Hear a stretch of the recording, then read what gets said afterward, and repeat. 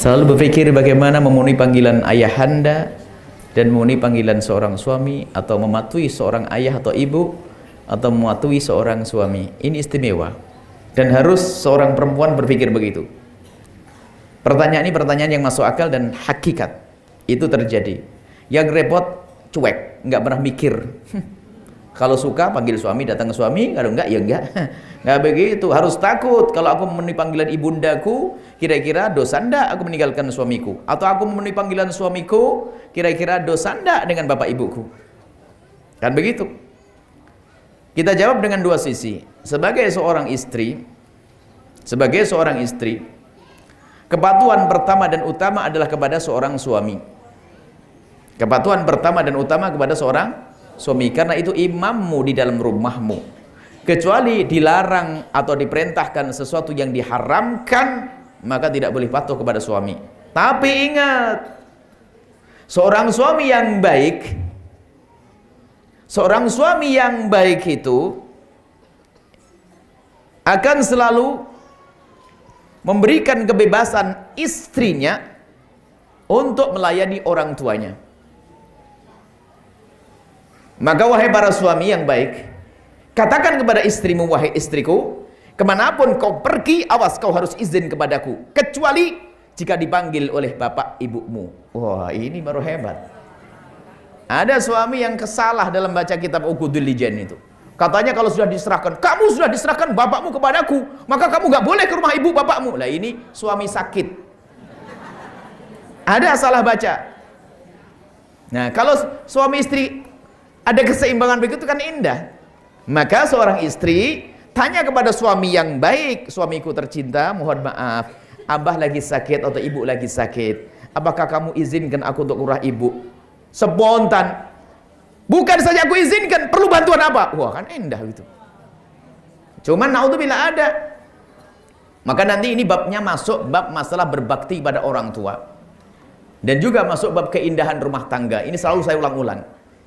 Jadi ada pernikahan itu menjadikan sebab masuk neraka. Ada kisah yang sama. Yang pertama, ada seorang laki-laki datang kepada saya. Seorang laki datang kepada saya dan berkata, "Buya, gimana Buya hukumnya kalau saya membantu adik-adik saya? Saya kan tulang punggung saya. Bapak saya meninggal 3 tahun yang lalu. Saudara saya belum mandiri, hanya saya saja yang mandiri.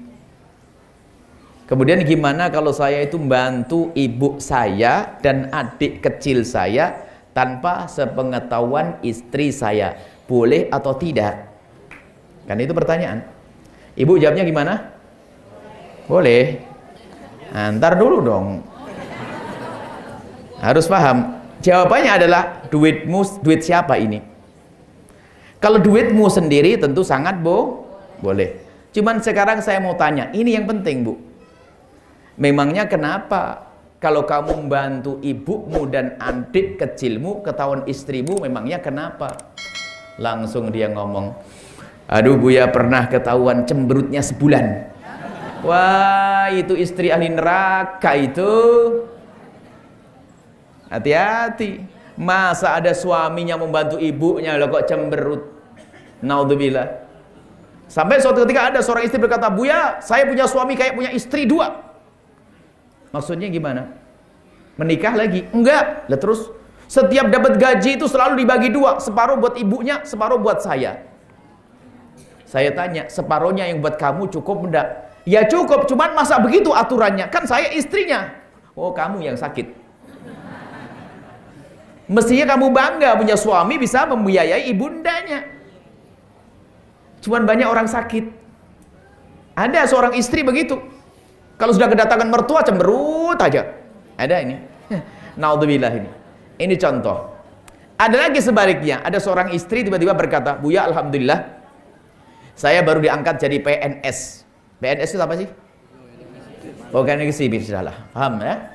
PNS. Jadi saya punya gaji sendiri. Kemudian saya itu dari uang saya ini kalau saya berikan ibu saya boleh atau tidak? Saya berikan kepada bapak atau ibu saya tanpa sepengetahuan suami, boleh atau tidak? Boleh enggak? Boleh. Hati-hati. Jawabannya sama, asalkan duitmu sendiri, bukan duitnya sang suami. Cuman saya tidak butuh yang ini sudah sangat jelas. Cuman saya bertanya di balik ini semua, memangnya kalau suamimu tahu kalau kamu ngasih duit ibumu, kenapa? Langsung dia itu sambil kebingungan, aduh Bu ya, pernah suatu ketika saya tahu stroke apa saya ngirim itu ketahuan, marahnya habis-habisan sampai ngancam cerai dan sebagainya. Oh, itu suami ahli neraka, berarti kamu salah pilih dulu tuh. Suami yang baik akan senang kalau punya istri senang membantu ibu bapaknya. Ini harus difahami, maka ini belajar itu penting. Makanya seorang suami kalau istrinya mau mengabdi kepada ibundanya, kasih ajang jembar, silahkan istriku, sebebas-bebasnya engkau mengabdi kepada ibundamu, karena keberkahanmu adalah di saat seperti itu. Sama seorang istri yang soleha, ngelihat suaminya membantu, bahkan mungkin, bang, nggak apa-apa anting saya dijual demi ibundamu. Allah, jatuh cinta langsung tuh suami. Awas, hati-hati ini. Ada sebagian istri, ada sebagian suami, ini suami istri. Suami laki-laki ya ini kalau sudah kedatangan mertua langsung nginep di hotel. Saya nemukan itu. Langsung nggak mau tidur di rumah, karena apa? Ada mertua. Mestinya kalau mertua datang itu kan ibu dari istrinya, ya kan? Kan tersinggung istrinya mestinya kan? Berarti nggak punya cinta, nggak ngerti bercinta itu. Jujur ibu, kalau ibu tiba-tiba memberikan hadiah kepada mertua, yang paling bangga adalah siapa? Suami. Kayak disanjung, Masya Allah istriku, aku saja belum ingat ibuku, tapi istriku sudah berikan hadiah. Oh, tambah cinta. Dua gunung apa sih? Sama, seorang suami lihat istrinya, atau seorang istri lihat suaminya, tatanya apa sibuk buat bingkisan. Bang, buat siapa bang? Kok nggak buat bingkisan bagus-bagus? Ya ada aja, ada. Buat siapa sih? Ada aja. Tak taunya setelah terakhir apa? Buat ibumu. Bisa nangis tuh, ya ibuku bang, yang di kampung itu. Iya, buat ibumu, siapa lagi dong? Lihat langsung sang istri jatuh cinta habis-habisan tuh. Cuman lihat ada orang egois, lihat. Kadang-kadang kelihatan iparnya datang, iparnya itu adik daripada suaminya. Itu langsung dijamin habis kulkas bersih. Wah, ini naudzubillah ini. Ada enggak di sini begitu? Kok ada tuh gimana? Nggak boleh ada. Itu ahli neraka, bukan ahli majelis. Nah, nggak ada ya, nggak ada ya. Yang ada tobat. Mau masuk neraka. Nah ini selesai ya, insya Allah seperti itu. Tapi imam, apapun yang anda lakukan, hendaknya bicarakan dengan sang suami. Karena barangkali lihat, karena suami anda seorang yang soleh, misalnya apa? Anda ingin membantu sang ibunda anda. Punya duit cuman berapa? 300.000. Pengen bantu ibunya. Ngomong, bang, saya punya duit 300.000. Boleh nggak saya bantu ibu saya?